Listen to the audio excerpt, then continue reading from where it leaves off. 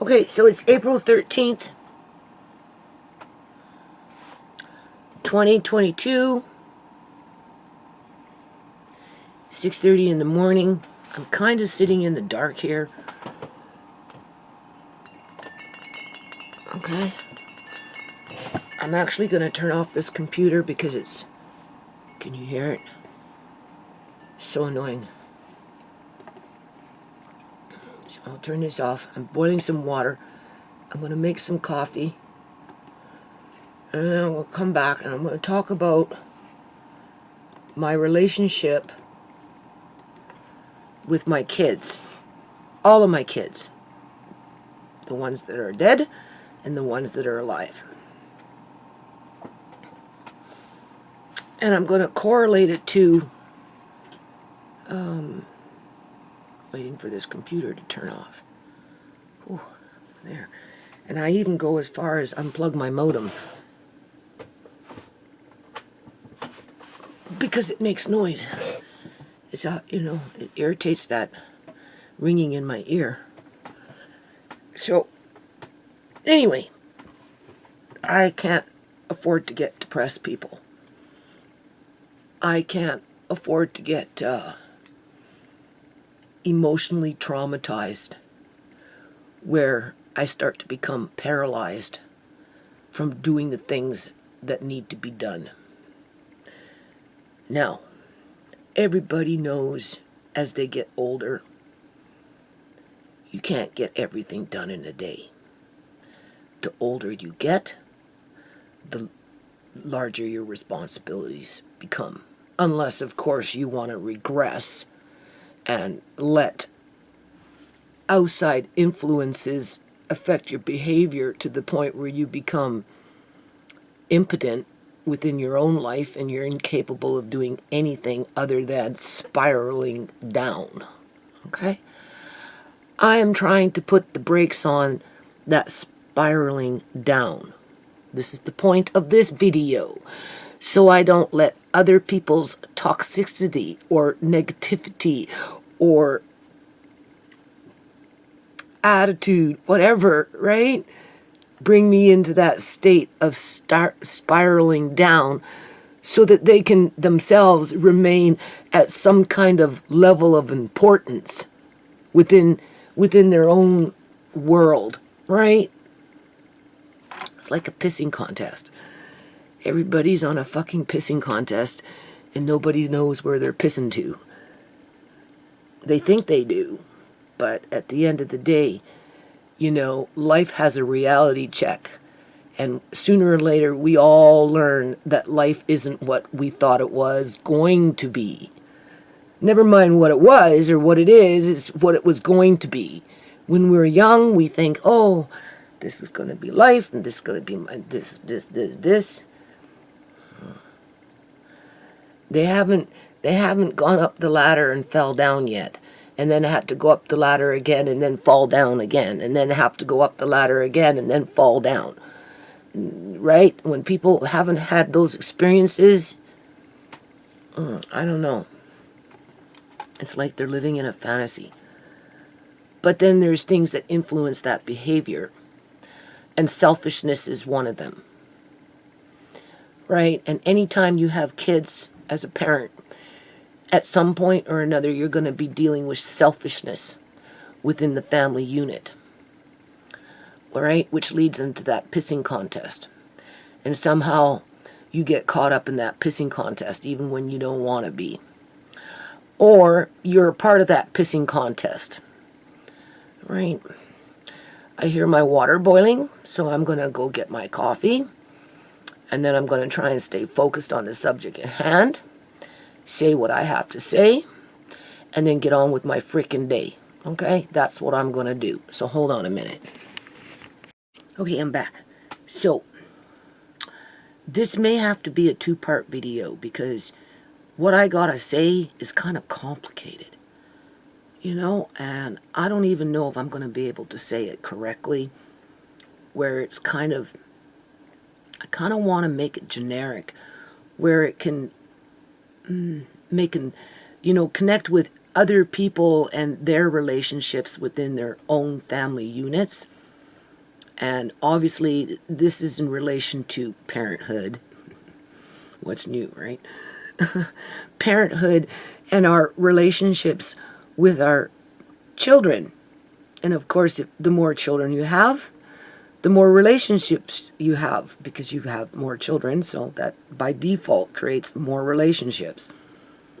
And then how families basically form around those relationships, and then how those relationships break down, but yet leave impacting influences on everyday living. In other words, Shimei's no longer here, but whatever relationship she had in the family unit still impacts the family unit even after all this time of her being dead. Same thing with Sierra, same thing with Uncle John. Okay. So anyway, it's funny how you can sit here and you can, before you're talking on a camera, you know exactly what you want to say and kind of how you want to say it, and then when you start trying to talk about it, you find yourself having to I don't know, tippy-toe around the subject at hand, because you're getting into an area where if certain people catch wind of things, they take it personal. In other words, if I'm sitting here talking about my kids and my kids find out that I'm talking about them and I don't have them in a complete light of glory and, godly freaking, pedestal, then I'm a bad mom, right? Because I was critiquing maybe some of the behavior that I come into contact with through my various relationships with my various children. Okay. That's just a part of growing up and being a parent and having to deal with your kids. And as we get older, we find out early in life that once they hit a certain age, they're not what you think they were when you had them, okay? They completely change. They develop their own personalities.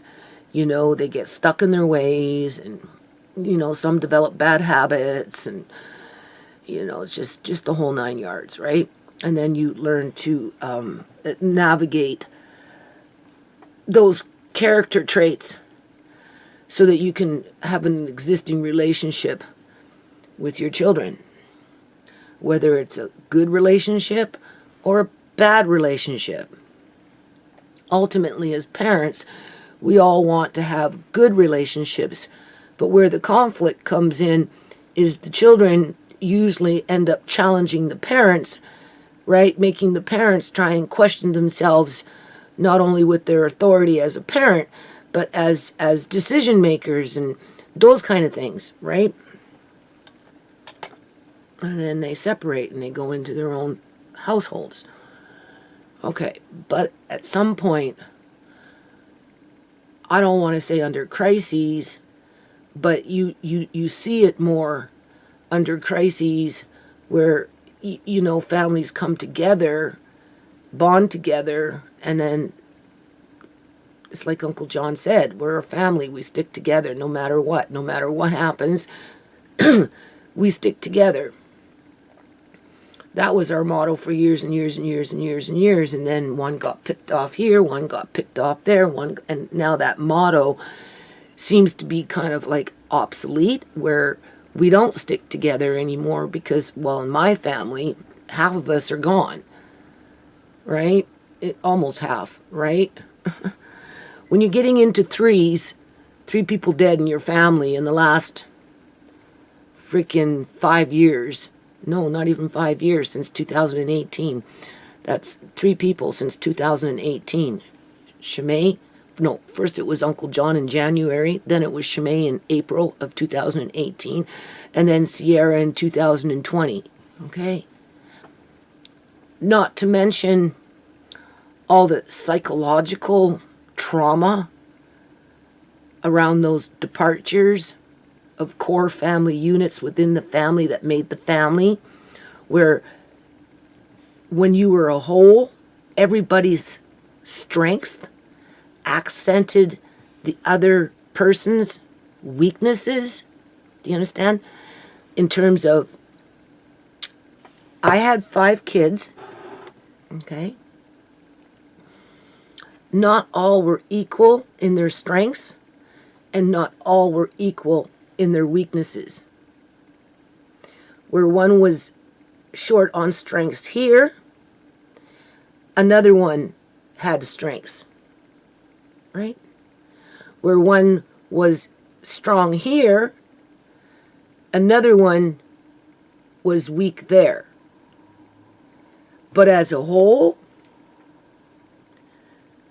the slack was taken up in terms of if this one couldn't do it, this one could. If this one couldn't do that, this one would. When you break up the family unit, you start to get gaps in there. Even though there's memories of what established opinions, for example, I have to stay focused so you can get what I'm trying to say here, right? And take it to your own family and understand what the fuck is going on if you're in strife, okay? And everybody's in strife, especially in these days with the economy and the uncertainty and all this other stuff. Okay. All right. So let me just stay focused. Let me give you one example as myself and what I'm going through, okay? I had 5 kids.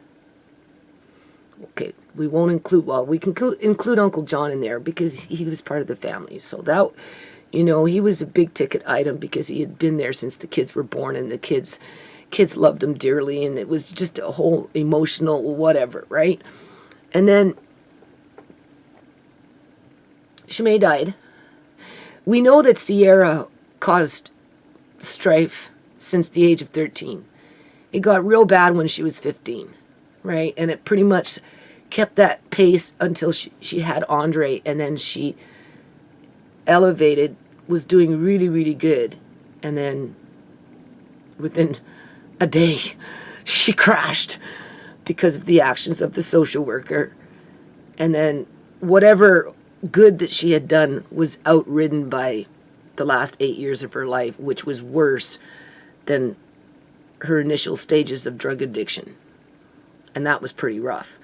So with Sierra, it was always turmoil. That's what I'm trying to say. It was always trouble for the most part. You know, it was always anxiety and having to, you know, be, you know, bipolar and just the whole 9 yards, right? She kept everybody on their freaking toes. Let's just put it that way.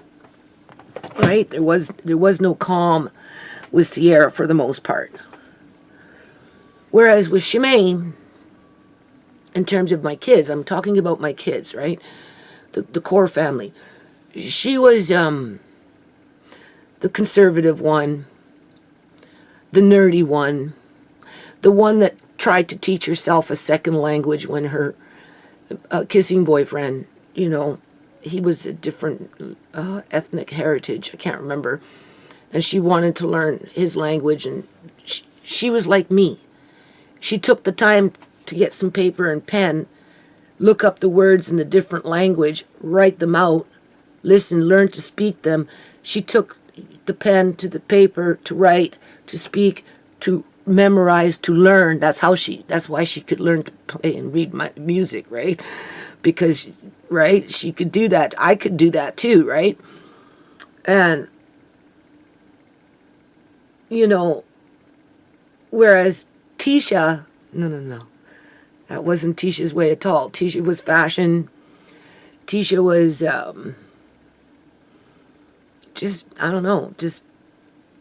she wasn't nerdy, that's for sure. And she wasn't a bookworm, that's for sure. And I didn't expect her to be, any more than I expected Shimei to be a bookworm and nerdy and a conservative, right? That's just, you give birth and they grow and they develop into who they are, right? So, but when siblings grow up together, they have their own interpersonal relationships that are completely separate from their parents. And sometimes the parents don't even really know what the relationship with the children is, because life in general moves so fast as a family, and everybody gets into their role playing in terms of one has strength here, another one doesn't. One has weaknesses here, another one has strengths over there, right? You know, and then you get into this, I don't want to call it a rut, but it's kind of like everybody knows their place, right? Everybody knows what they're supposed to do. And if shit hits the fan, chances are everybody's going to come together and stick together, right? That's like Uncle John. We were a family. We stayed and we stick together no matter what. When I lost Wally's house, we stuck together, right? When the shit that was going on in this house at one point, it doesn't matter. We stick together, right? Okay.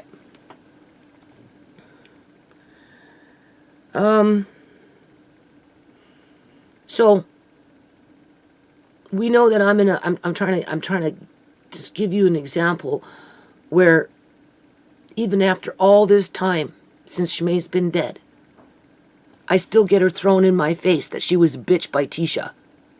When the conversation comes up where Shmai's no longer here, which puts me into a really precarious position, right?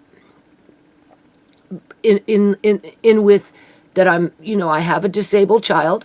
I have 2 orphans, really, right? One severely disabled. And I'm losing my eyesight, not because of me abusing myself, per se, as it is, it's like the glaucoma specialist said, I'm one of the unlucky ones. Right? Excuse me. And there are people that have glaucoma that no matter how faithful they are with their eye doctor in terms of following prescriptions and all that other crap, their eyes still continue to deteriorate because that's what glaucoma can do and does. At best, they can slow it down. Okay? But yet I'm being beat up over this fucking shit. In the fact that out of 5 kids, right? I'm down to 1. Where Tisha is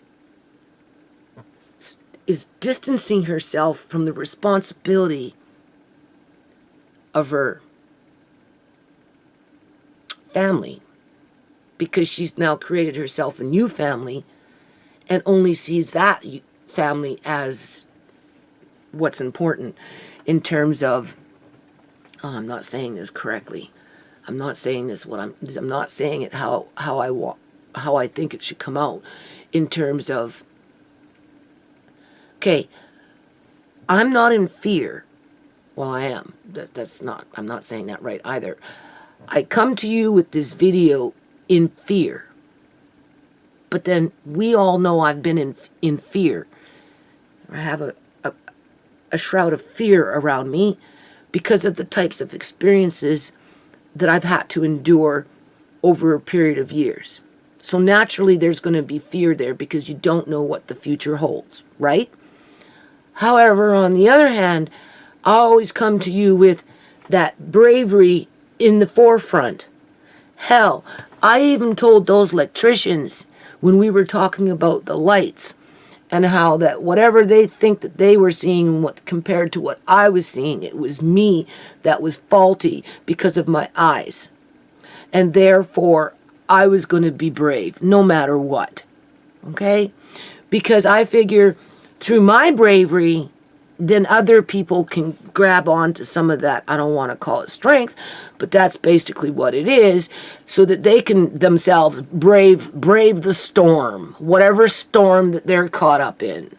If I'm brave enough to be brave, they can be brave enough to be brave. Whether they're an independent person, someone that walks through my door and just hangs up some lights and I never see them again, you know, right? Well, that lady was sitting there talking about how she's going blind now. It's 20 years later, and I remember that conversation, and now I'm going blind. Hell, if she could have done it, I can do it. Do you see how that bravery is passed on? Okay. Whereas with, so that's where I come in with this video when I'm talking about my relationships with my kids, because at the end of the day, with half of them gone, and I can honestly say half of them, because whatever relationship that my oldest son is trying to establish with me, under the conditions that he comes to me with in terms of his alcoholism, even after all this fucking time, you think he'd fucking learn, right? But no, instead he's looking for a freaking nursemaid, to which I have no time, energy, or inclination into playing that role. Because, oh, anxiety, right? He's got resentments now after all these years of drowning his whatever it is that inspires people to fucking drink, right? I got responsibilities. I am busy in the kitchen looking after whatever I'm looking after. I'm doing this, I'm doing that, right? I don't got time to sit there and just coddle somebody with their woes and talk nonsense because of the interruption of brain cells when it comes to alcohol and what it can do to people. I got too much shit to do than to be pulled into a rut, So I tell I'm honest with my son, people. I tell him, I don't got time to coddle you. I'm not your nursemaid. Right? Right? I am not your fucking nursemaid. Right? Whatever you think you can get from me in terms of calling me up because whatever, it ain't gonna happen, because I work harder now than when I did when I was younger with 5 kids. Is that because Amari's disabled? Perhaps, people. That probably plays a big role, to which my kids around me don't acknowledge, basically, right? They don't see the value in what I do just to maintain on what I have. So that erodes my existing relationships. But yet, old relationships that I had with my children that died, they still play a role in the relationships that I have today with my children that are around me now. And what I'm trying to say is, I'm sitting here in the dark, literally, okay, having to make life-altering decisions, long-term, not so much short-term. The point of the short-term is I'm going to do the video, get it off my chest, and get on with what I have to do. I am so excited. I am so excited that I can make PDF files, that I should be focusing on that, something that is productive and positive. Even if it doesn't get me anywhere in life, it's still something that is productive and positive and can produce a result that can whatever, right? Versus going down like this, feeling sorry for myself because, I'm telling Tisha, I guess we're getting to the point here soon, right? I'm telling Tisha that, I'm in a very vulnerable state. I don't know, this is true. I'm not lying. This eye is practically blind. There are times I look around, everything's all fucking smoky and cloudy and it's either very smoky and cloudy and very bright, or it's very smoky and cloudy and very dark, because my eyes don't fluctuate properly with the lights anymore. So and especially when I come into different light hues, I've already said this, it's just like an instant boom, right? You know what I'm saying? And my eyes, they don't go back to adjusting themselves, so they can be like that anywhere from an hour to 3 to 4, depending on what the hell is going on. It used to only last for about 15 minutes. Now it can last for hours. This is what I'm noticing. And, but I still navigate people. The only difference is, I told Tisha yesterday, I said, look, if you notice, if I'm walking a little slower, I'm walking like Uncle John. She says, no, you're not walking like Uncle John. I said, actually, I am. If you just pay attention to the way I'm doing it, you'll understand that if I'm moving a little slower, it's only because of my eyes, people. Right? That's just an example of having to adjust and keep up with the fucking pace of the workload. To which at some point, realistically, in light of my age and, my vision situation, right? How long can I keep it up for? How long? under the conditions that I'm doing it in right now. Right? So I know I tell this to Tisha, right? And because she keeps trying to push me into Mark Hain, moving into a house with Mark Hain. As if that's going to solve anybody's fucking problems. Outside of maybe hers, where she doesn't have to take any responsibility looking after her mom, basically. And her nephews, basically. Because she wants to be young and free and experience the world. As if she's going to be able to do that in this day and age. To the degree where she thought she was going to do it. So I reminded her that whatever you think fucking life is, you're going to find out that it's not. Basically. Sooner or later, you're going to find out it's not what you think it is. Right? And once you realize that it's not what it is, that's when you're going to hunker down, fucking face reality, face on, right? And just get on with it. And be an adult. And do what you got to fucking do. And hope that somebody's going to be there for you when it's your turn. When it's your turn in terms of you're old and now you need help. And what? Everybody going to turn their back on you? But then you see, then I think of my grandma and I'm thinking, well, my grandma had the same fucking problems with her damn kids.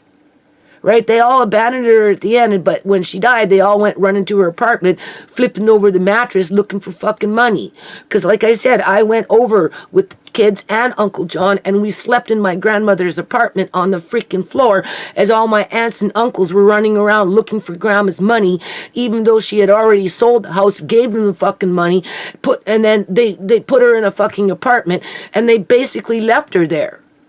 The only one regret that I have with my grandmother is that I had to go to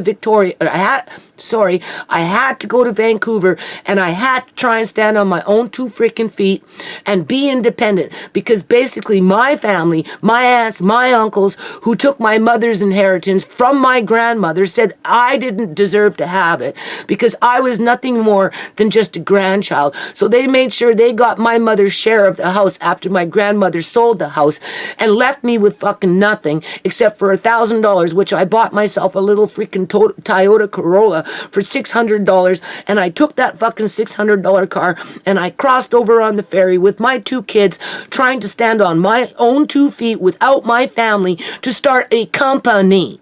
And when I got up on the freaking Alex Fraser Bridge, if anyone knows about the Alex fucking Fraser Bridge, people are clipping on that thing at 100 miles an hour. And my car started shaking at 60 kilometers. And because I came in from fucking Victoria, everybody driving around at 40 kilometers an hour, how the hell was I supposed to know that my car was going to start shaking at 60 kilometers? And yet everybody's zipping on by me at 100 kilometers. You do the fucking math on that one. So here I am driving up on the Alex Fraser Bridge, right? I think I was like, 25 years old. I was 25 years old. Just got this little car, because, my grandma gave me $1,000 from my mom's share. And I they didn't want to help me with nothing, people. My aunts, uncles, nobody, right? Because I had half black kids. That's what it fucking was, right? I didn't follow the family rule. Go marry a nice little white guy and have my little picket fence with the poodle on the side, right? Instead, I went against the grain, okay? And so anyway, in this car is going like this. I had to take that fucking bridge at 50 kilometers, 40 kilometers an hour. That's how I came into Vancouver to start my company, because my family wasn't there. But the only thing is, I was the only one who was helping my grandmother.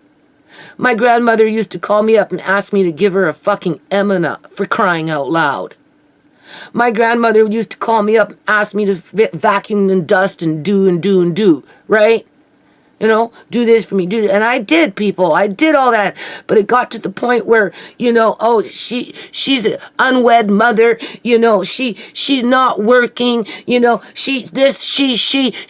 And I said, fuck this shit. As they got money from my grandma because they sold the house. They opened up their fucking restaurants. And, they were the cooks and, and they owned their own restaurant. And my Auntie Jerry fucking started some little boutique because my grandma gave them money, right? My Uncle fucking Harry went off and bought himself a freaking, trailer house, right? And just the whole 9 yards, okay? But yet, with me, it was, she's got half black kids, she's unwed mother, she'll never amount out to anything, just let her be. Let her fucking be. I said, John, I can't stand this shit. I gotta get the fuck out of here. There's no way for me to get ahead in Victoria. Grandma, I have to go. I'm sorry, but I can't fucking make it here. I'll never get off of welfare. I'll never amount out to anything. Right? Because that's what my family wanted for me. Okay? So I left. And my grandma was by herself. Because her fucking kids didn't need her anymore because they took all her fucking money. They basically left her alone. But when she died, they were still looking for more money, people, because I was there in her apartment. And they were mad when they couldn't find it.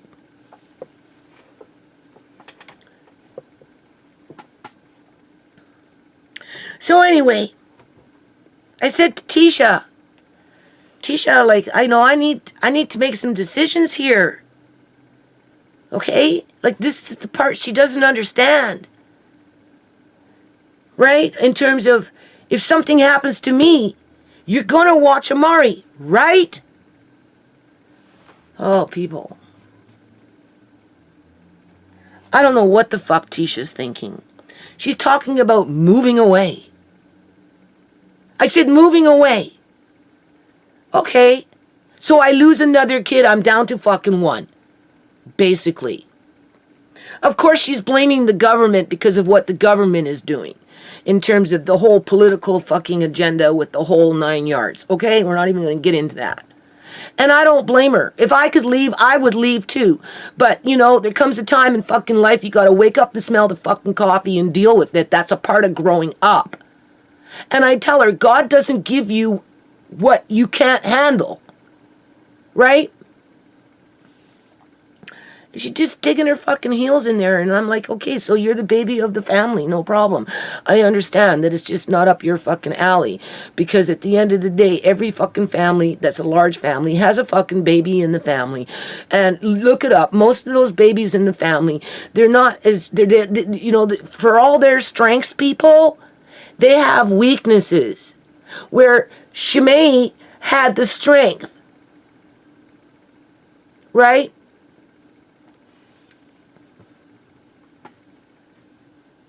I can't say Sierra had the strength because her strength came from the family, and that's why the social worker kicked her out, because she knew that if they disconnected Sierra from the strength of her to keep her, you know, doing well or whatever it was going on at the time, it was just a matter of removing Sierra from that support system, and they destroyed her.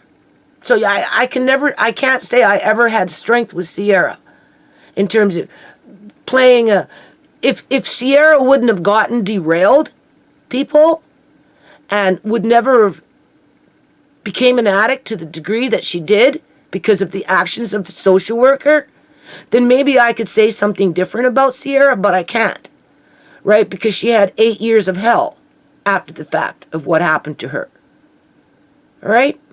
And it haunts me because she sat in the kitchen on the floor holding Andre, right? And said, because this social worker was going to put her in a fucking rehab center, even though she hadn't been doing any substantial amount of drugs. So what if she did drugs in fucking September? So she said, one time, right? I'm just using that as an example. You know, we're in fucking December now, and she hasn't been using drugs.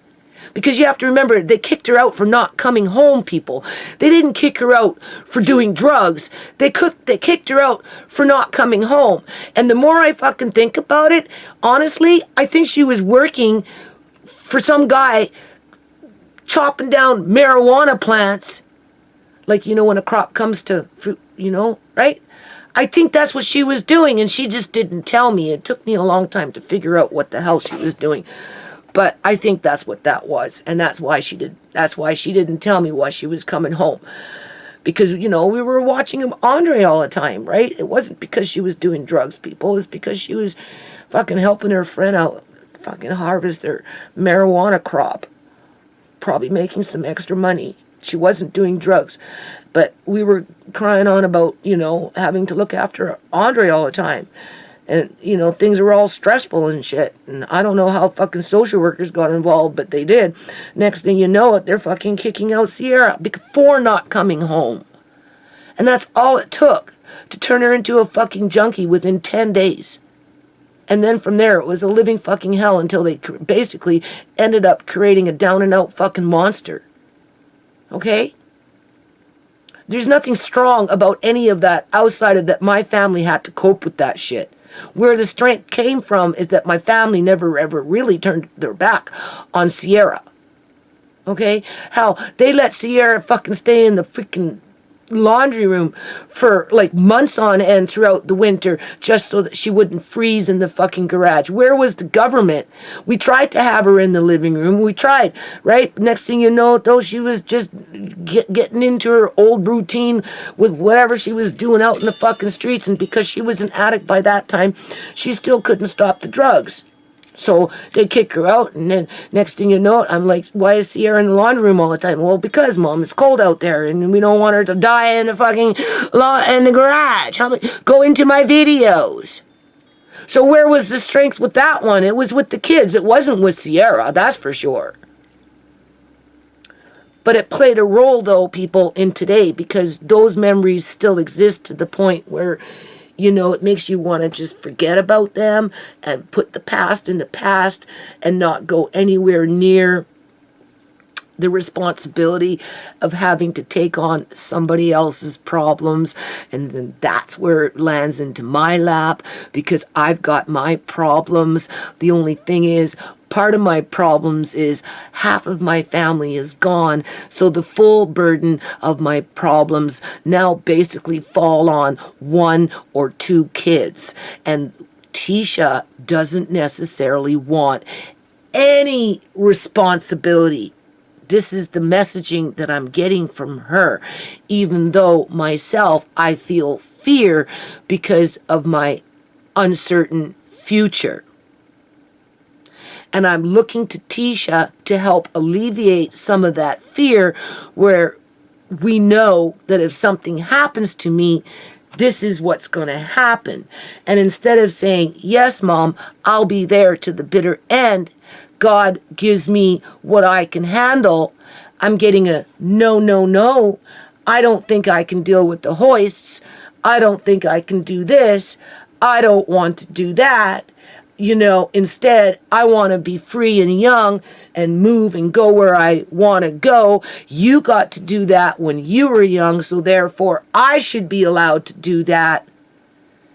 And I'm like, well, yeah, you should. But then on the other hand, realistically, we don't know how much time I've got left.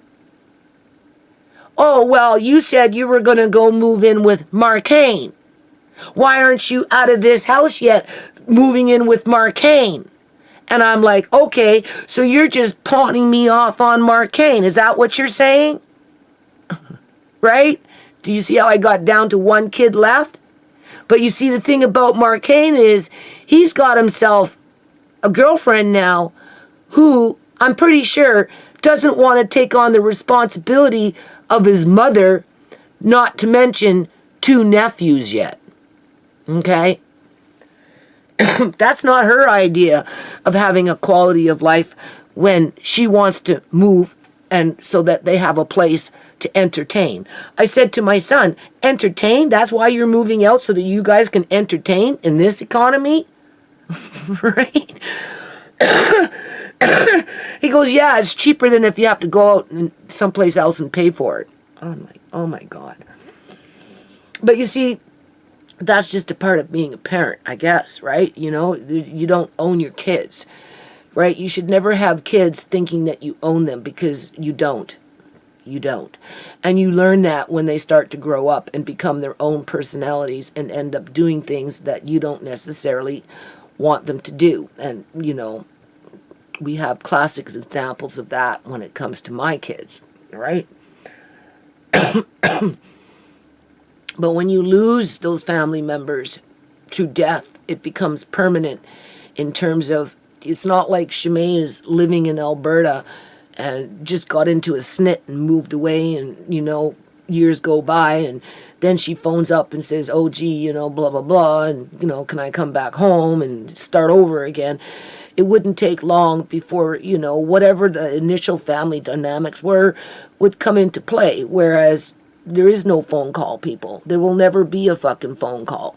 And that's what puts me in a very precarious position because, you know, as life goes on, right, you know, I become more, I don't want to say needy, but it's kind of like that to the point where, you know, at some point, I don't think I'm going to be able to live by myself if I'm alive, that is, and then blind to boot. So where does Tisha play a role in all that when she's living in fucking Mexico? Right? And I said, well, you know, if you, that's what you're thinking and talking about in terms of what, you know, how you just want to run away, because that's kind of what you're doing. Well, it goes back to that baby default, the baby of the family, the one that doesn't like to take responsibility because she's got 4 or 5 or 7 siblings above her or him, could be a boy, right? You know, doing all the work. Right? And who fucking cares if one falls off the grid because they were just a bitch anyway. Right? Because I'll say something like, well, you know, if it was shoe was on the other foot and Shimei was here, right? And whatever happened to Shimei happened to you, right? You know, she wouldn't turn her back on a little lammy. Right? Oh yes, she was. She was just a bitch. I don't know. I don't think so. And if she did, I'd have the same conversation with her. Because for whatever fucking reason, too many people have lost core family values. In part because of all this social media crap. And then, at least for my family, because we've had permanent loss, permanent death, permanent trauma, right? So, you know, when you get to that point, you do tend to want to just forget and completely disconnect, right? So there's lots of things that play a role in there. So what am I trying to say? I don't know. I don't even know anymore, people. I just know that, oh yeah, I'm just going to just keep talking. So I said, okay, so if that's the case, right, you know, like if I had $450,000, then you would help, right? But because I have no money and I can't guarantee that I can provide a hoist for Amari, I'll just use that as an example, even though I reminded Tisha that the hoist would be paid for under this at-home program. So it's not like you have to pay for it any more than you have to pay for the fucking wheelchair or anything, the diapers or whatever, right? So you can't come to me and say it's going to be expensive. Well, I want to work. Yeah, well, you can work at home, and looking after Amari is work. Because it is, people, right? And if you really want to work, you know, do something, work online. But there's a disconnection there, which puts me in a bad position. Because I can't rely on my kids to be responsible. Mark Kane says, when my time comes, I can live with him. But I'm thinking under what kind of conditions, because my son is kind of burly, right? And we don't necessarily see eye to eye all the time. So we butt heads on certain things because he's intellectual, like Shimei. You see, Shimei would be here for me, people, because Shimei was like me. She was just young and she hadn't grown into it yet. She was just coming into it. It was taken away from her. Right? Whereas Mark Kane, he's nerdy too, but he also suppresses it to the point where it interferes with his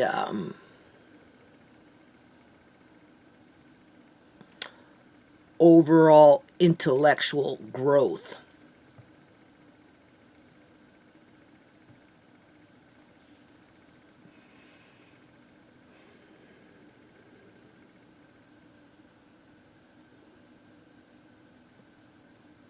I almost feel like I have to pressure my son to move out with me and to forget about fucking Tisha.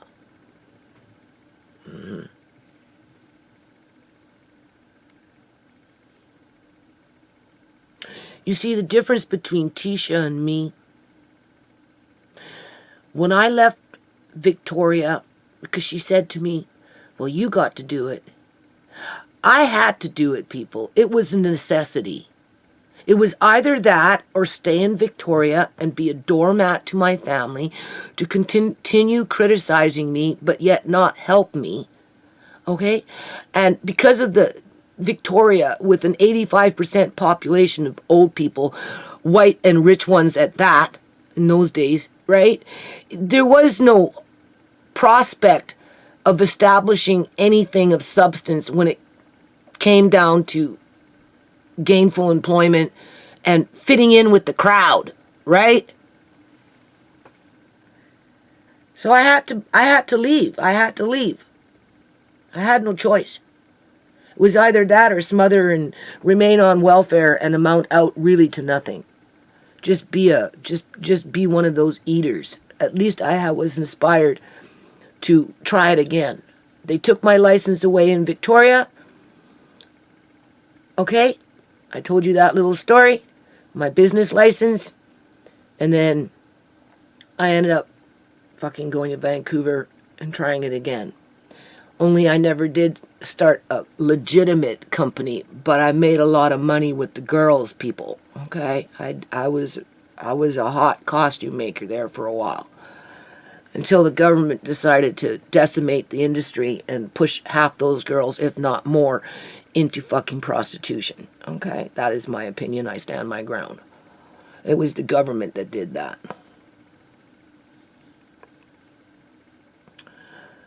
But I started a foundation.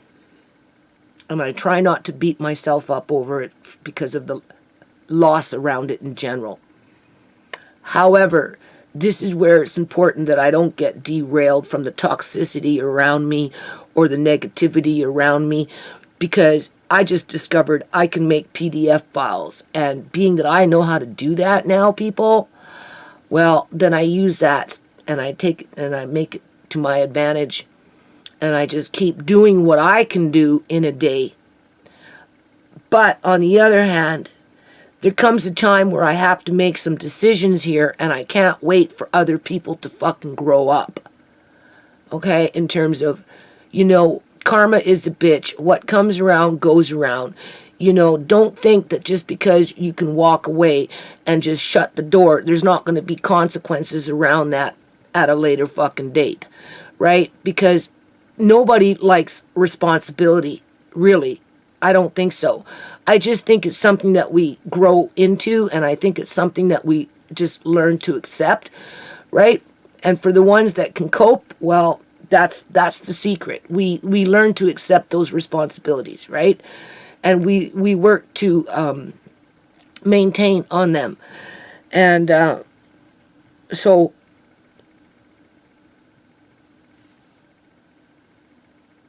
that's the point of this video, people. Young people these days, they're, I don't know. I don't want to say it's the me generation, because I seen it with my own grandmother. That me generation.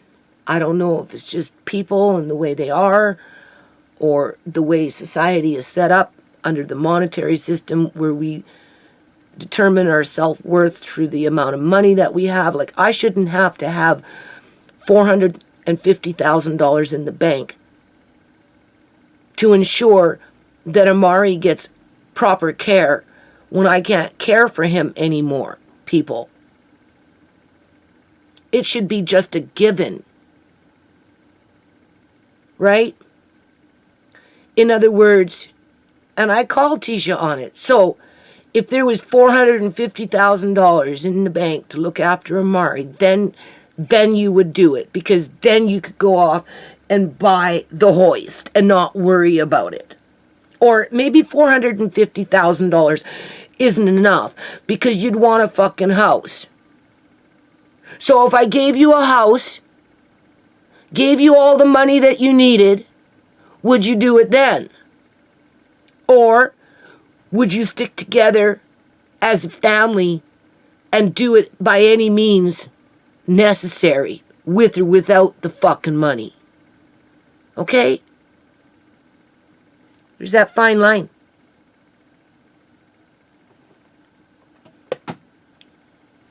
And being that I don't have $450,000, I can't be left dangling on a thread, being emotionally held hostage to whatever it is that people want, right? In terms of, living in a fantasy, right? Then I need to figure out another way. Because this isn't a fucking game. Right? In terms of what's going to happen to me and my grandkids over the next 5 years. I give it 5 years, people. If I didn't have this problem, this ringing problem, well, the story would be different. But I have this problem, and part of being an adult is coming to terms with things. So I have to have that backup plan. I just don't like being punked off, played off. Well, you just go move in with Marcane and the problem is solved. I don't like that. That just brings me down to that baby in the family, wah, wah, wah, wah, me, right? But then on the other hand, I also think of this generation compared to my grandmother's kids and that generation. And really, they're no different than what my grandmother did to her. Like her kids did to her. What my grandmother's kids did to her. Why it's like that for some families, I don't know. Other families, not.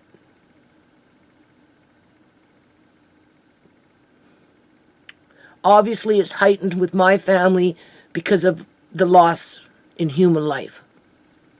So we tend to feel it more because it's, it's in our hearts, right? We have the memories, but we have that big gap, right? There's no one there to come in with their strengths to hold up the whole family. It's hard to hold up the family, right? When half the strength has been taken out. Right? They took out soldiers. That's what they did in the family unit.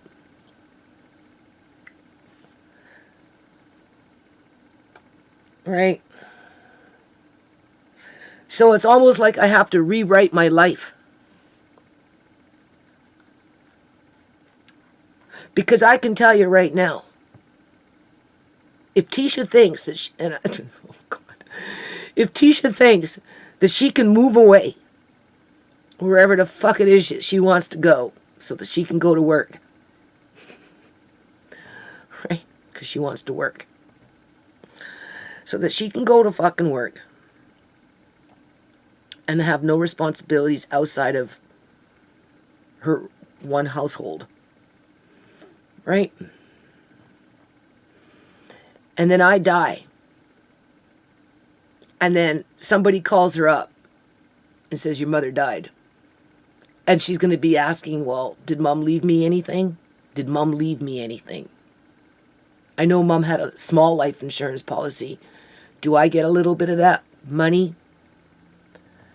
I don't think she should get anything, people. I really don't. So it's almost like I'm having to rewrite my will. I'm not doing it. I'm thinking about it. Right? If I was to die tomorrow, well, we know what would happen. She should be like, oh my God, She just have one big fucking yard sale and make a whole lot of money.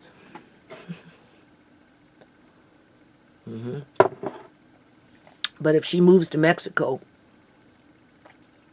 and my son has that yard sale, why should she get any of that money? She shouldn't. Being that that would be the only time she would call that card in terms of that's mom. What did mom leave me? Right? Goes back to being with grandma. Where were all her kids when grandma was in the apartment? Right? Where were they? They didn't show up until they could flip the mattress. Yeah. Well, that would be kind of same situation with me. You love me then, but you don't love me now. So you don't love me now. You don't want to see me through to the other side now. But yet, when I'm on the other side, that's when you're going to step up and say you love me.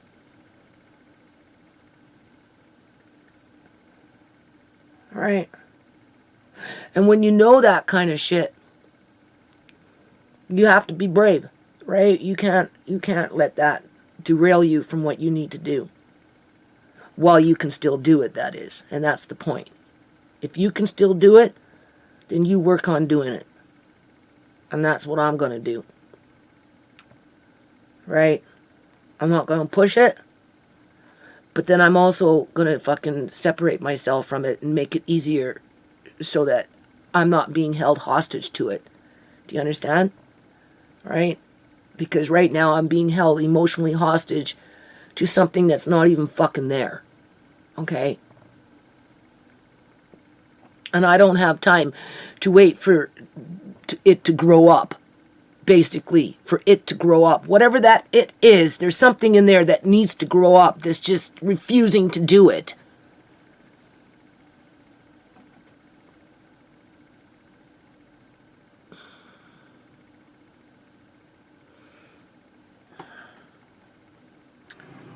I have to work on... I'm getting a headache. That's giving me a headache. Do you see? Just thinking about it gives me a headache. Because it's a serious matter. That's why. It's something that needs to be figured out over the next while. And I'm not going to put a time limit on it, but it's not something that you can drag out for 20 fucking years, right? Right? And I sure in the hell don't want to be thinking about it for 20 years. Right? I'd like to think that I had it figured out before then. So, in the meantime, I have to today get motivated and write 2 letters of direction for the foundation for HSBC Bank to close. I don't even know how many accounts. I don't know if it's 12. There used to be 12. Maybe there's less. I don't know. I told her to give me a list of everything that, needs to be dealt with in terms of the numbers of accounts. And I'm going to keep 2 open. And the other ones, I don't know, right? I'm closing. And I'm going to keep 2 open. 1 just for general bookkeeping and, deposit, whatever, okay? And then the other one I'm going to use if and when people, right? Where I can set something up online and maybe sell some of these G-Kid hats or something like that and just kind of keep the nonprofit alive. As if and when I have time to do that. But, let's get the 2 accounts and then we'll see what happens from there. Because right now I'm not doing anything with none of those accounts. So maybe if I have 2 and we start fresh, that might help. And then, of course, I still have to deal with Van City. But Van City, it's just, I'm assuming it's the same kind of paperwork. And then I think there's 17 accounts in Van City. I would do the same thing. I'd get rid of all those accounts. I still have the ledgers, but, nonprofit's making no money, so there's no point in keeping those accounts active, and if we ever wanted to, we could open up new accounts to match up with the ledgers, because the ledgers are already established. So, and then if the nonprofit should go dissolution at some point in the future, it would be much easier just to dissolve it in that way versus dealing with all these fucking accounts. The plan has been established. We tried it, didn't work, but it doesn't mean that we can't pick up on it at a later date. So I got to save some of my energy to sit down and type out these letters of direction and then figure out a way to, this computer here, I don't know yet, how I can scan it, put it on a flash drive, and try and get it to them and whatnot. So I'm work on that today and see how that goes. And I've got other, lots of paperwork I have to do, and I'm just going to keep doing, people. What else can I do?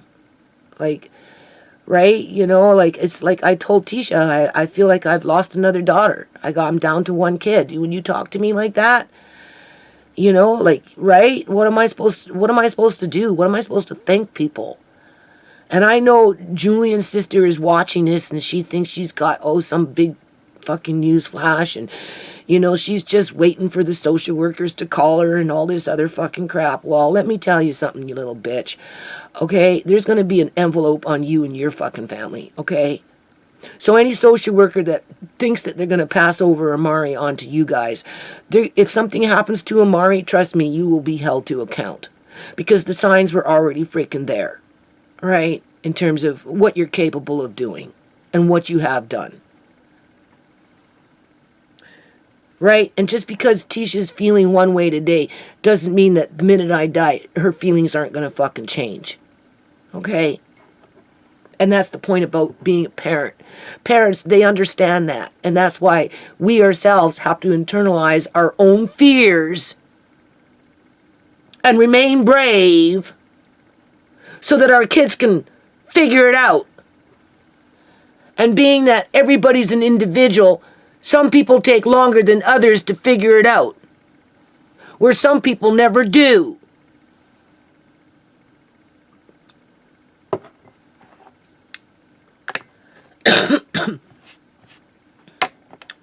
Just like the government said, this is just entertainment. So keep it in perspective. Right? Because you're the last person Amari will ever go to. I can guarantee you that.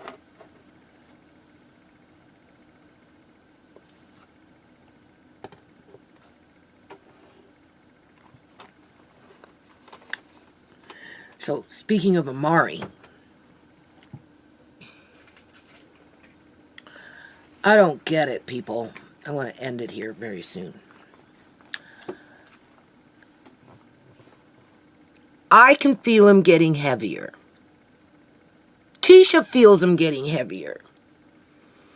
But every time he goes in for these weigh-ins, he never gains fucking weight, but yet he gets longer. Now, he does take after Shimei, where Shimei was a lightweight. I tried to explain this to the people. Apparently, since I stopped these supplemental drinks, he's only gained 1 pound. But he needs a bigger size of diapers because he's getting bigger all the way around. Okay? So he's growing, getting bigger, requires a larger size diaper, but isn't putting on the weight. And I'm like, maybe there's something wrong with their weight scales. Like, I'm trying really hard not to be suspicious here in terms of, like, maybe they're fucking with the weight scales just to make it look like he's underweight.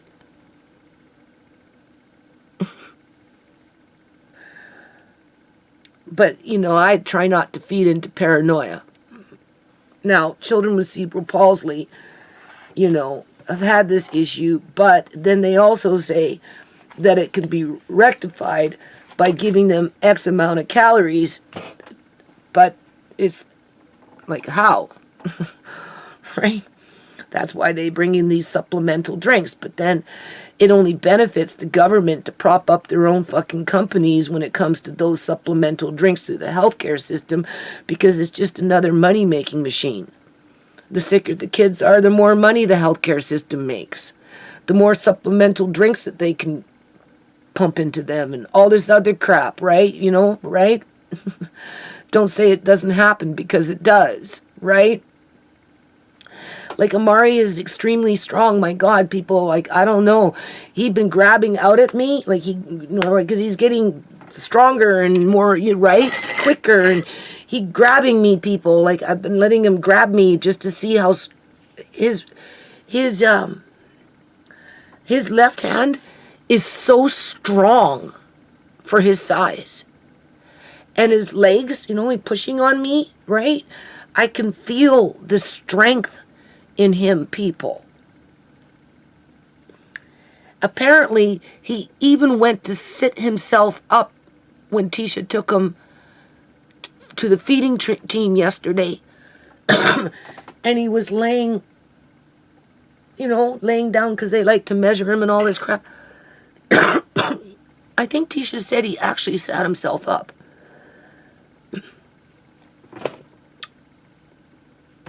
If he's not doing well, tell me how he could have done that.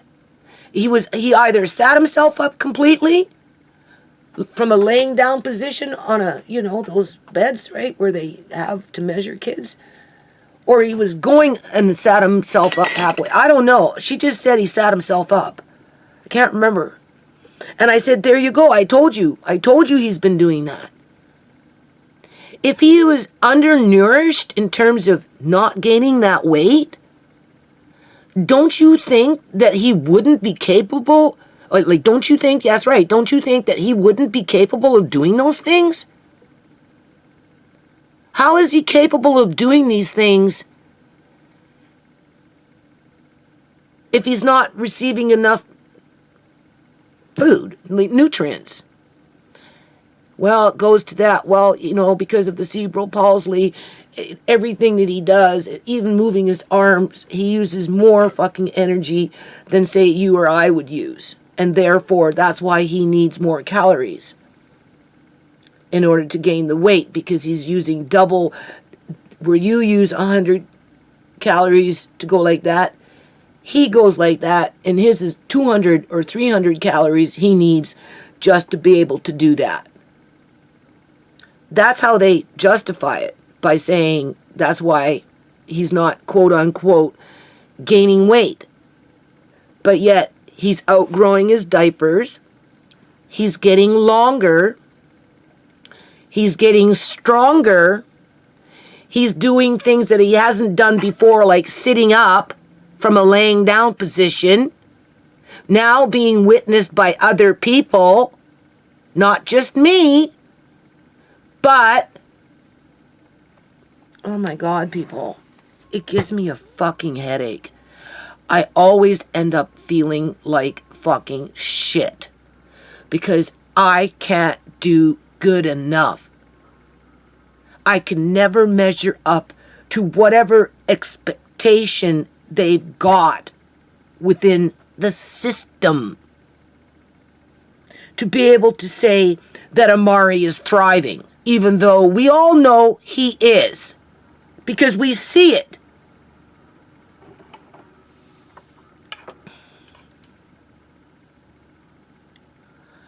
It's like, I don't want to say it's a curse, but it's like a fucking curse.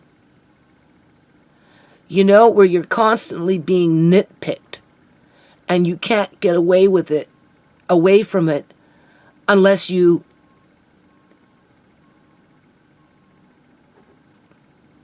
I don't know. I love Amari. The only way I could possibly get away from it, people, is when I die. I don't have to worry about it anymore because poof, I'm gone. Nothing moved except me. Right? Or to give them to somebody else where I don't have that daily grind. Where after I go through that daily grind, I end up getting criticized for it, basically. Told that I'm not doing enough and that the end result isn't good enough, even though I know how strong Amari really is.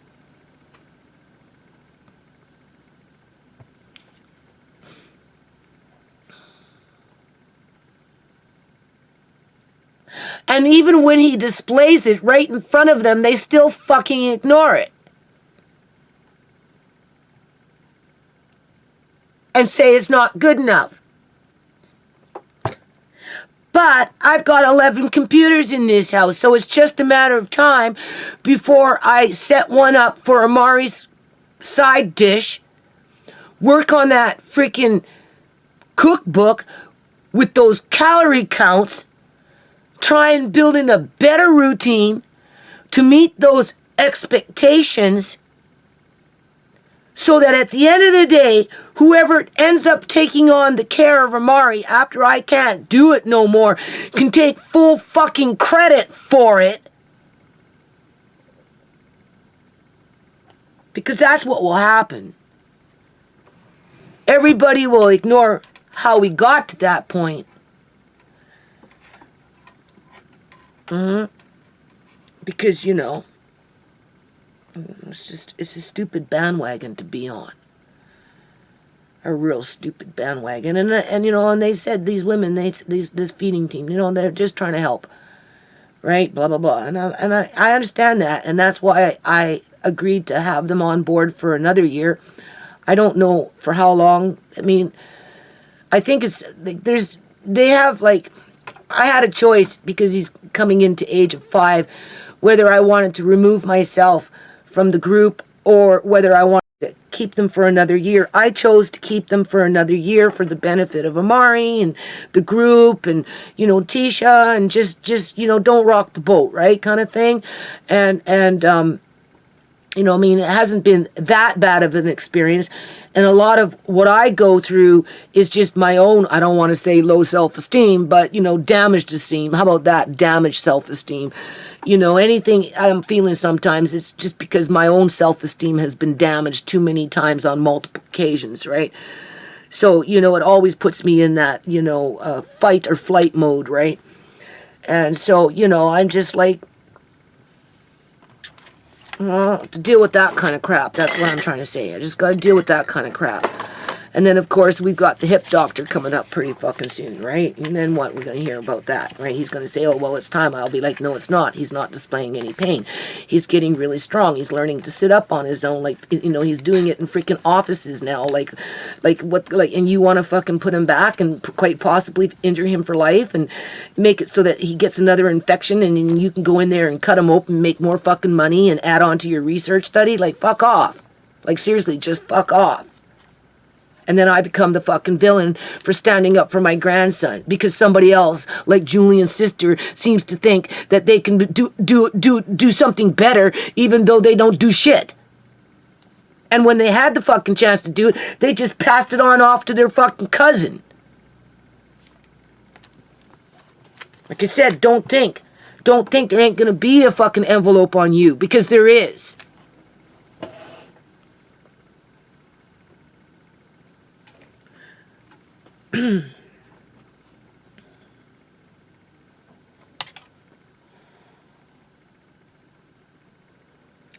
Anyway, I got a long day ahead of me.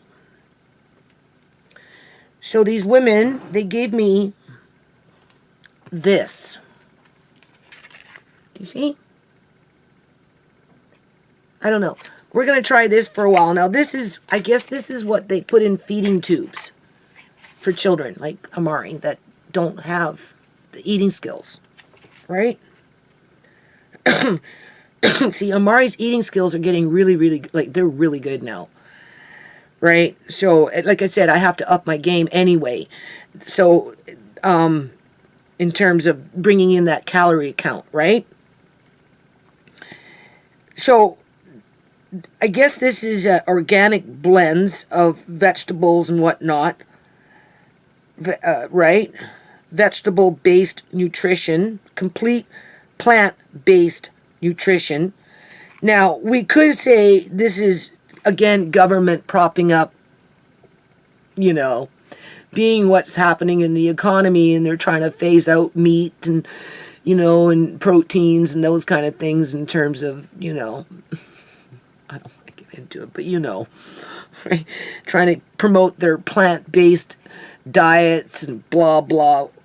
I could see them trying to sneak this in this way, right? Just like they did with those drinks, versus seeing things for what it is and building on that diet in terms of what I do, right? So it's like a soup because it goes into a feeding tube. So it's allowed to be opened for 24 hours, so I could use, depending on how much ends up in a pot, right? I can use half one day and half the other day, or I could do the whole pouch 2 times throughout the day and mix it in with his other foods. Now, I don't know what the calorie count in it is. I mean, if it's going into a feeding tube, they wouldn't necessarily heat it up. It would go in as is. Whereas with the Mari, I'd want to heat it up. So it depends on what it tastes like. Because if it doesn't taste good, people, he won't eat it. Right? So I'll let you know what happens with this. Hopefully it tastes good. Because I could see myself mixing that up with some potatoes or rice or something like that. Then it would work. Right? And that would be just an extra meal. Right? I don't know. And then they gave me this to try out. This is again, for feeding tubes, or like I'm doing, right? And this again is a plant-based with real food ingredients. You notice how they said that? With real food ingredients.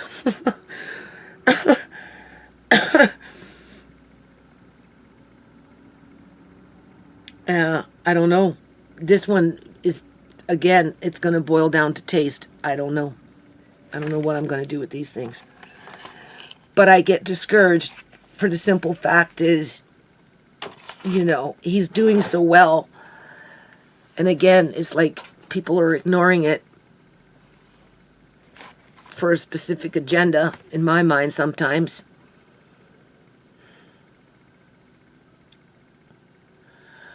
Well, I'm kind of having to face this dilemma basically on my own without any insureties as to who's going to look after Amari after I'm gone.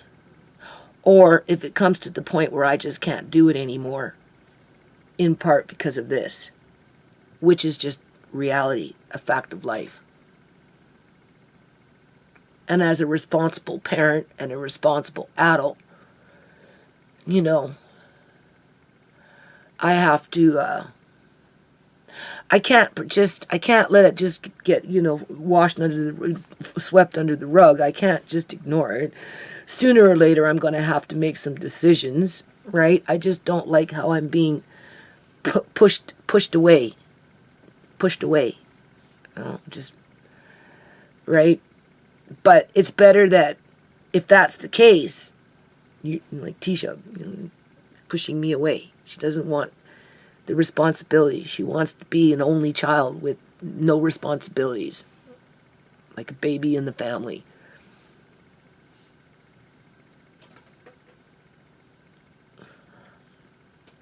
I try not to rely on Tisha for much, people. I really do. And I don't like being in this position. I really don't. Right.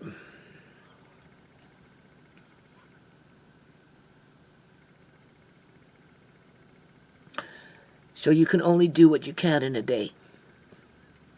Right? So I'm just going to keep working on what I'm working on and try and get as much done as I can in a day. Right? And I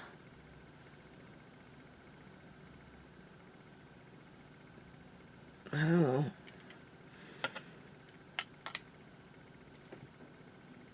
What else is there to say when it comes to this kind of stuff? Like, how do other families cope with shit like this?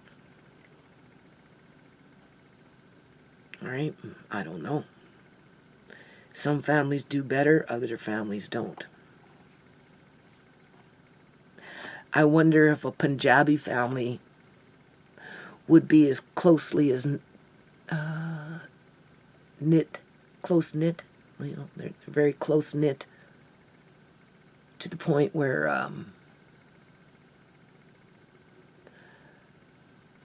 I don't, you know, they don't just kick the elderly off to the side. They do some, but not many, right? It depends.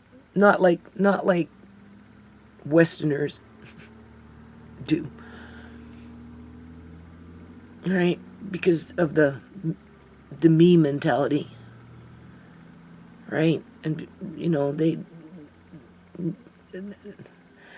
I couldn't see Mrs. Gill having to go through what I went through with her kids. Them just being murdered and cops covering it up. What would the Punjabis do if their kids were being treated like that? And then having their elderly medically kidnapped, like the way they did it with Uncle John, and losing that family member in a manner like that. Well, I wonder what my landlady and her household, how they would have coped with it. I'm only using her as a comparison because she's close by. Her son, when he was out there going on blah, blah, blah, blah, blah, he goes, Oh, well, you know, the Punjabis, we have our problems too. and I'm like in my head, as if I don't fucking know, right? And if that's the case, if you have problems too, then why aren't you stepping up to the fucking community as a collective? Because with your clout, you could bring in change real freaking fast. And as it stands, I look around and I don't see that happening. So for whatever problems you guys say that you have, that still doesn't give you the right to be negligent when it comes to illegal organ harvesting in the province of British Columbia, Canada. And pretend that it doesn't happen, and that basically your kind of people benefit from that nefarious activity, to which puts my family at a greater risk to be exploited. And that's why what happens to my family happens to people like me compared to having it happen to, you know, my landlady's family, right, in terms of being a Punjabi. I don't think the Punjabis' problems are like my problems. I'm not trying to say that their problems are less severe than my problems, but I think, you know, what my family's gone through has been extremely severe. And because of that, there's consequences around it. And one of them just happens to be that where one is not strong, right? The other one was. But because, we'll say, for example, Shimei's not here anymore, it goes down like that, and it stays like that.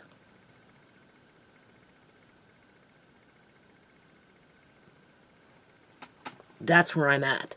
I'm down like that.